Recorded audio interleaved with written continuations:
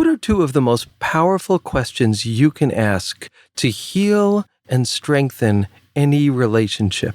Stay tuned to the Deeper Dating podcast to find out.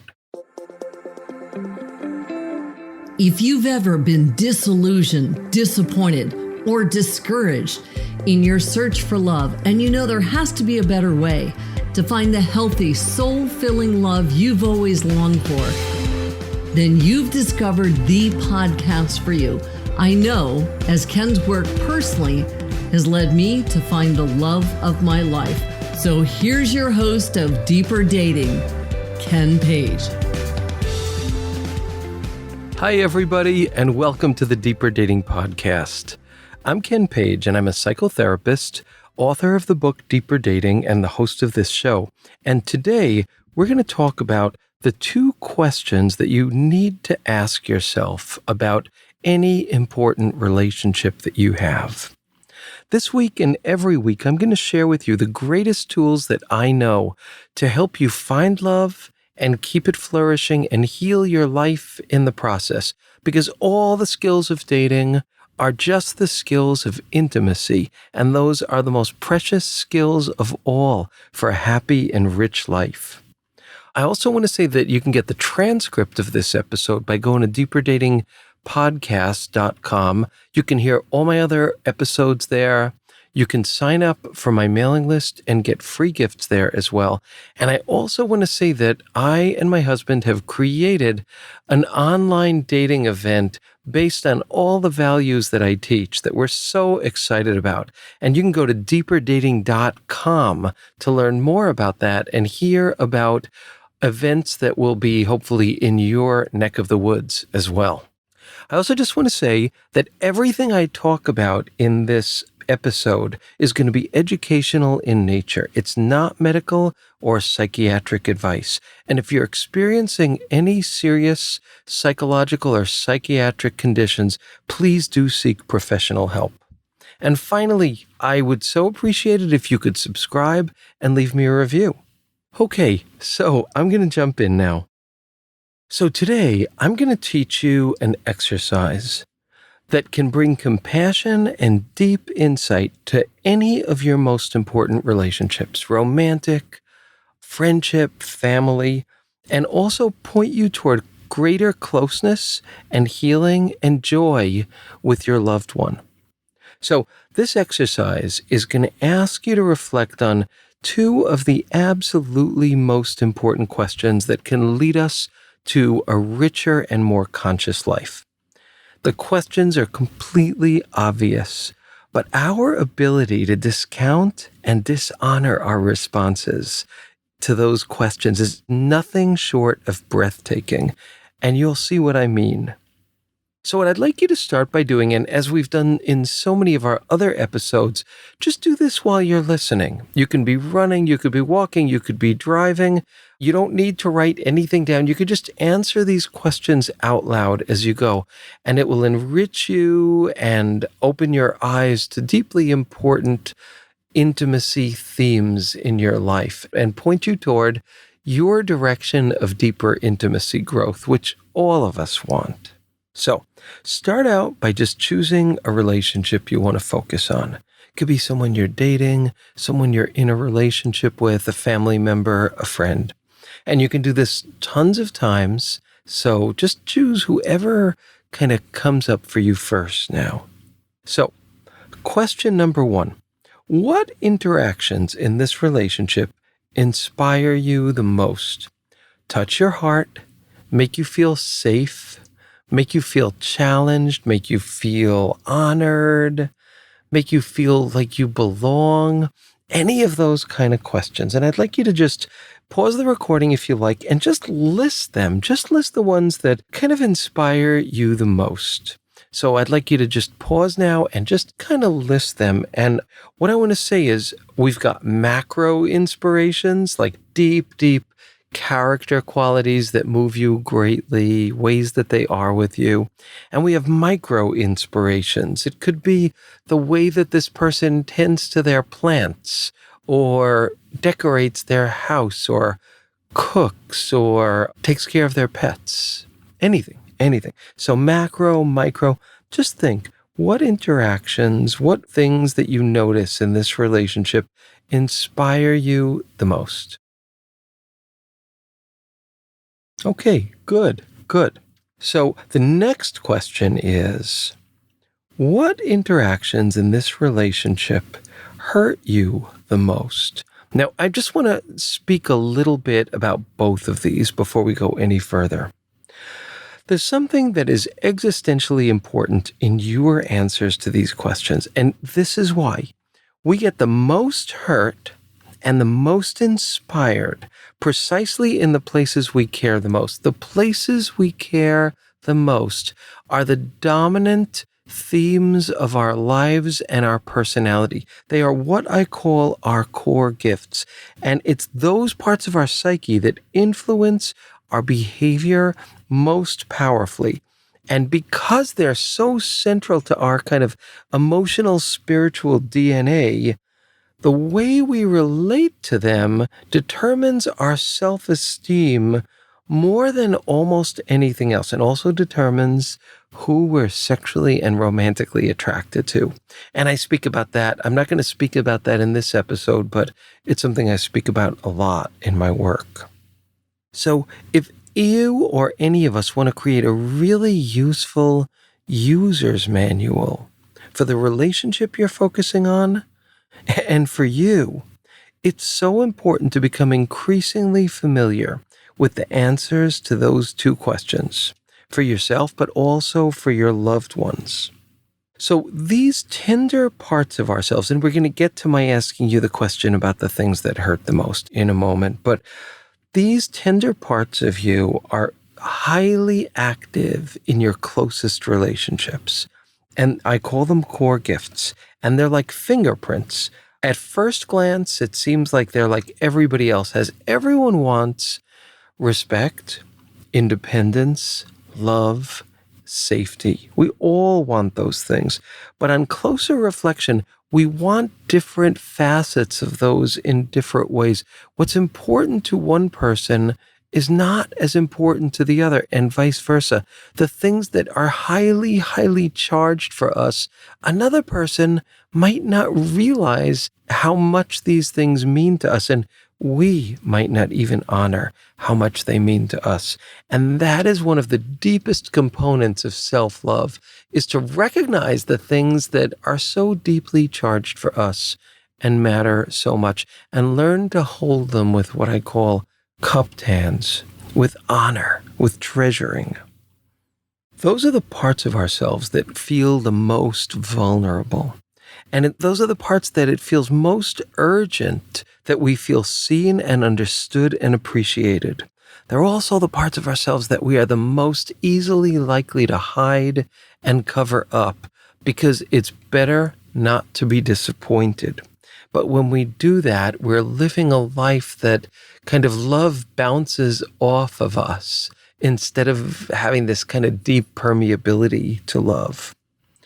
Within these qualities, these things where you get the most hurt and you feel the most inspiration, lie your unique genius and also your deepest ability to give and receive love. So what I'd like you to do now is just kind of think back on your past experiences in this relationship. And I want you to think about the moments that you have felt micro hurts or major hurts. These simple moments, as well as the moments of inspiration, can tell you worlds about who you are and who your loved one is and what matters the most to each of you. And when we see that, in those kind of reflections, there's a feeling of truth, like not necessarily this sense of grand universal truth, but a sense of personal truth. This touches me where I live. This really does hurt me. This really does cause me to wilt, to shrink, to pull back, to retreat, to be angry. Or this really does make my heart feel full and filled and joyful and peaceful. So what I'd like you to do now is to take a moment and now think about, in this relationship, the kind of things that hurt the most, macro and micro. Not for the reason of kind of vilifying this other person, but for the reason of understanding what the hurts are so that you can be a better custodian of your heart in this relationship and hence in every relationship. So take a few moments to do that. Now you can again pause the recording. Good. Okay. So now I just want you to just take a moment and think about the themes that emerged again and again. The things that gave you joy when they were met and honored, the things that caused pain when they were not.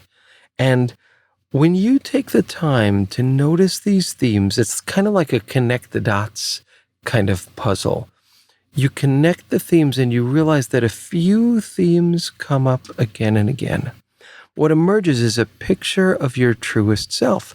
These are the things that matter most in an intimate relationship. It really affects me when someone can't share their vulnerability and I'm kind of going out on a limb. It really affects me when someone doesn't stand for me, when it's hard and scary to do that, because I do that for other people. When I see someone being really brave and creative in the face of adversity, when I see someone being kind when it would be just as easy or even easier to be not so kind, these things kill me. They move me so deeply.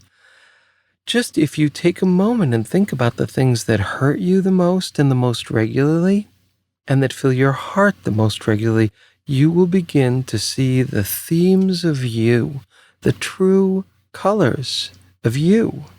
So I want to say something about joy here, and it's something I've talked about a lot in different episodes. But often we pass over our moments of joy instead of really relishing them. It's a journey to be able to comfortably sit with our joys. I know for me that's been one of the biggest challenges of my life is being able to bear joy in a kind of quiet, non-quaky kind of way.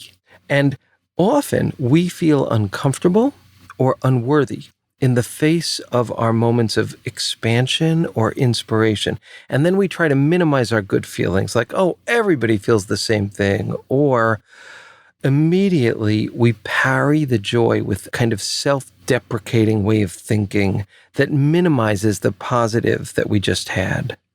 Because inspiration can frighten us. It makes our defenses kind of quake. It invites like a superstitious fear that the opposite, that the other shoe is going to drop. So for most of us, we really can bear joy only for like a few fleeting moments. And then it quickly kind of turns into critique or assessment or analysis. I know that's true for me. And the task of thinking of those small joys, not just as nice moments, but as portals to something incredibly precious, incredibly big, incredibly important. That's a different way to think. So we minimize our hurts too. We tell ourselves we're being too sensitive. We say that all the time, or that we're supposed to be the bigger person. And yeah, we do not want a kind of oversensitivity to make everything worse than it is. We don't want that. And it's good to be a bigger person when we feel like we can. But if we don't honor our hurts and listen really closely to the truths about the relationship and about us that they're trying to tell us, we are going to keep repeating the same patterns in this relationship again and again. But as you learn to listen to the things that feel wrong, and you learn to hold and treasure and appreciate and express your appreciation for the things that feel right, your relationship turns richer. If it's a romantic sexual relationship, that opens the door for more sexuality, more sensuality, more embracing, a deeper sense of radical intimacy. And the same is true of non-sexual, non-romantic relationships, a more radical intimacy where we feel so cared for and so willing to go out on a limb for the other person. So you've done this exercise now, and I want to encourage you to just allow yourself time to process it and reflect. Because in going through that, you have now touched on some of the most precious and important and influencing parts of your being. And that's a really big thing. And so you can imagine, what would it be like to walk through the world honoring those parts of yourself, the inspirations and the hurts, honoring them more fully and richly. Okay, so now we're moving on to part 2 of this exercise. And this is hard, but fabulous. You're going to redo the same process for your loved one. You're going to try to place yourself in his or her or their shoes and imagine how he or she or they would answer the same questions about your relationship. So the first one is, what do you think in you inspires this person? Maybe they've told you, maybe you have to guess. But take a minute, and you can pause this again, and list the things that you think inspire them about you, that they need about you, that they rely on from you, that they look up to, that make them feel safe in the world, that make them feel inspired in the world, that make them feel taken care of. So do that now. And now, this is a good one. It really is. It's hard, but it's a good one. If this loved one would have to articulate the ways that they felt most hurt in the relationship, and I just want to say again, this is an invitation to you to take on your most beautiful and important intimacy lessons. I know it's hard and I know it's humbling, but that's part of the beauty of this journey, because anything you take in and go, oh my gosh, yeah, I can see that I have hurt this person I love. I can see that I have missed their cues. I can see that I haven't seen their deepest self. All of those things, those are good. Those are gold. When you see that, even though you feel pain, I believe that you will be filled with a sense of goodness and quiet, because you'll know that you're doing the beautiful, beautiful work of intimacy that you need so much. So now take a moment. You can pause the recording and think about this. What would be the micro and even macro hurts that this person would say? So be brave, dive in, just take a few moments, minutes to pause this and then answer those questions. Good.